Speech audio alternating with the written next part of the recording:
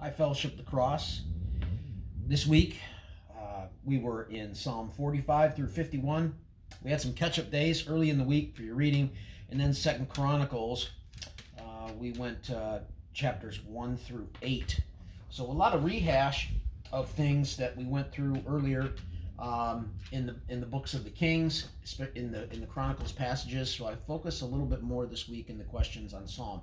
There's a lot of prophetic things in Psalm, a lot of great teaching that is in there that has a lot to do with the church and even the end times in some places. So I'm going to take a look at one of the sections here that has to do with that, and it's in Psalm chapter 45, and we're looking at verses 13 through 16. So I'm going to go ahead and read that to you, and then we'll look at what is going on here. And it says this is prophetic, by the way. This is the telling of the future. The king's daughter is all glorious within. That phrase, glorious within, translates to meaning purged, made perfect, made white, right? Okay. So her clothing is interwoven with gold.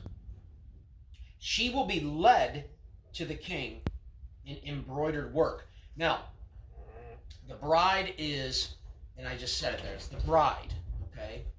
She is purged. She is made clean. Now, we know that it says that the bride has to be made clean, has to be washed white. And a lot of the folks that believe that the church or the government of God is the bride, is they say, well, we're being made perfect, we're being made clean, and then we will marry Yeshua, basically.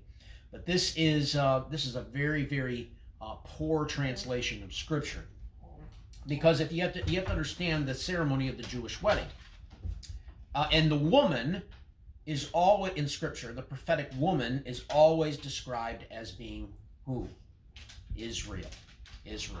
So this is important. Also, she's being led. She doesn't go by herself. She's being led. Led by whom? Not by her father. Okay? It says in the next verse. The virgins, it says, her companions who follow her will be brought to you, God. All right. So she's being led. In the Jewish wedding ceremony, they come alongside of her, in front of her, and behind her, and lead her to her groom. She has been made white. She has been purged.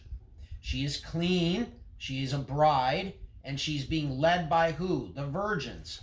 The translation in Hebrew is the same thing as it says in Zechariah. In those days, 10 men, 10 companions, 10 leaders will grab the hem of the Jew's garment and say, take us with you, for we know that God is in your midst. Yeshua even alludes to the exact same thing when he gives the parable of the five wise and 5 foolish bridesmaids. All right? And these are the escorts that lead the now purged and made clean Jewish people to their marriage supper. This is very, very important. They will be led forth with gladness and rejoicing, and they will enter into the king's palace. Who? They, the bridesmaids, the virgins, will be led in.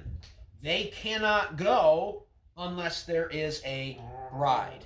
Now, we know that this is the case because Paul says this. He says, salvation is first to the Jew, then to the Gentile. This is what we see here.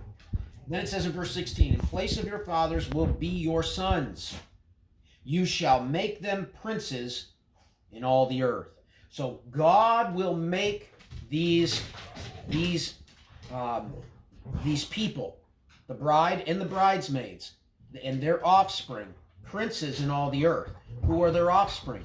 Those who populate the earth during the millennium and be made princes and rulers during that period of time. So, a lot of people say, well, it's not a big deal that people think that the church is the bride. It has huge implications when it comes to misunderstanding Scripture and not understanding how God is going to accomplish his end times plan. So very good. Go ahead, get to discussion, talk about this, other details in this passage and the rest of the questions. Thank you.